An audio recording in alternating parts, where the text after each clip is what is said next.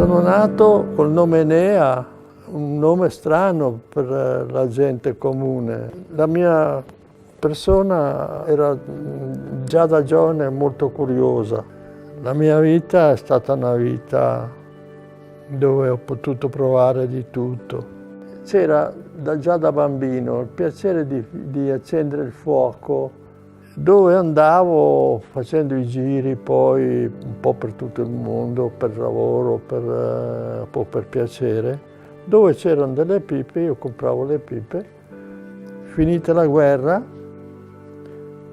visto che avevo questa predilizione per la pipa, compro le macchine, ma mi vengono consegnate 2 anni dopo e così abbiamo incominciato a fare le pipe.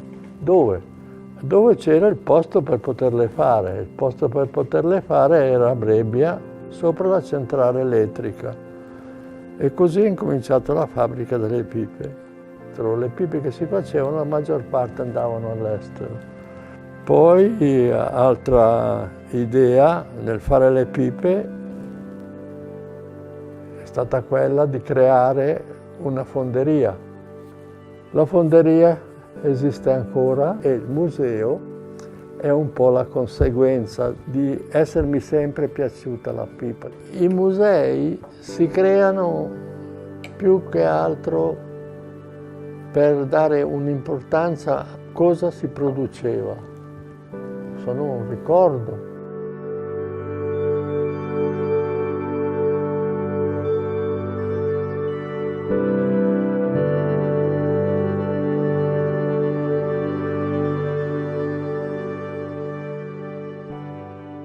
Si entra, si vede questo muro dove c'è dentro tutte le persone che sono state un po' invischiate sia nel comprare sia nel parenti vari, no? Quello è uno spirito di riconoscenza, anche quello.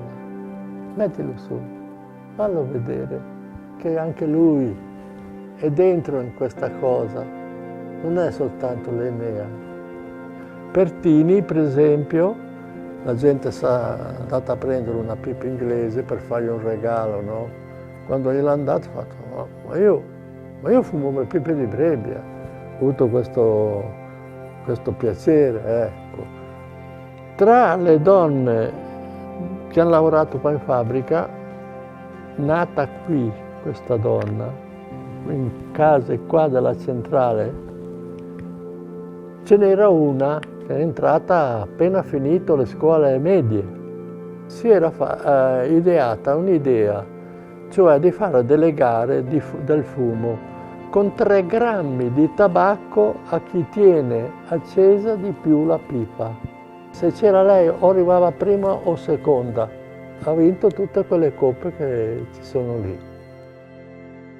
Fumare la pipa era una memoria degli indiani. Il fumare la pipa era il fumo della pace e quando finivano le lotte era perché appunto volevano come punzonarla per dire abbiamo stampato la pace, era fumare la pipa. La famiglia Suchard aveva le pipe di 200, di 300 anni fa e quindi tutte queste cose fanno comprare queste pipe. Le pipe di questi tedeschi, pipe che possiamo dire di arrivare a circa 300 anni fa, perché ci sono delle pipe molto lunghe, facevano passare la pipa ed era lunga abbastanza per far tutto il giro intorno anche lì a un fuoco o a qualche cosa che faceva piacere.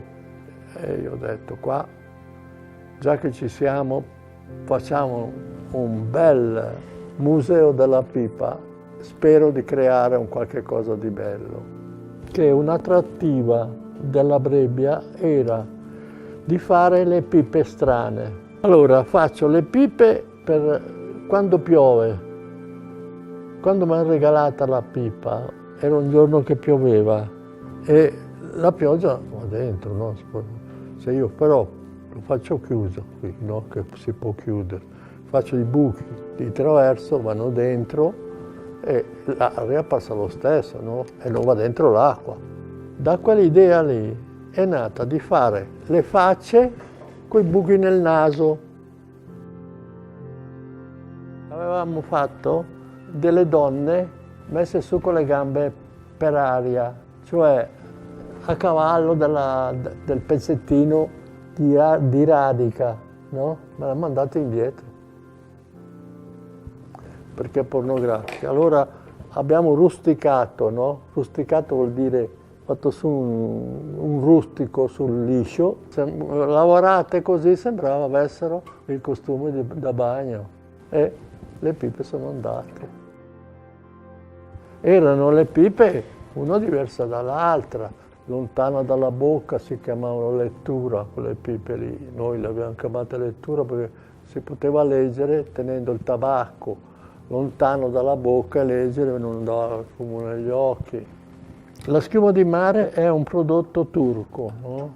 Si chiama schiuma di mare perché prima di tutto sono dei pezzi, sassi bianchi, leggeri leggeri. Se si lavorano, cioè quando li spacchi questi qui o li lavori, sanno di iodio. Dopo anche 1000 anni ha questo odore qui che si perde nel tempo ed è leggera, quindi il peso della pipa non c'è più, anche se è grossa. La pipa, per fumarla, bisogna mettersi tranquilli.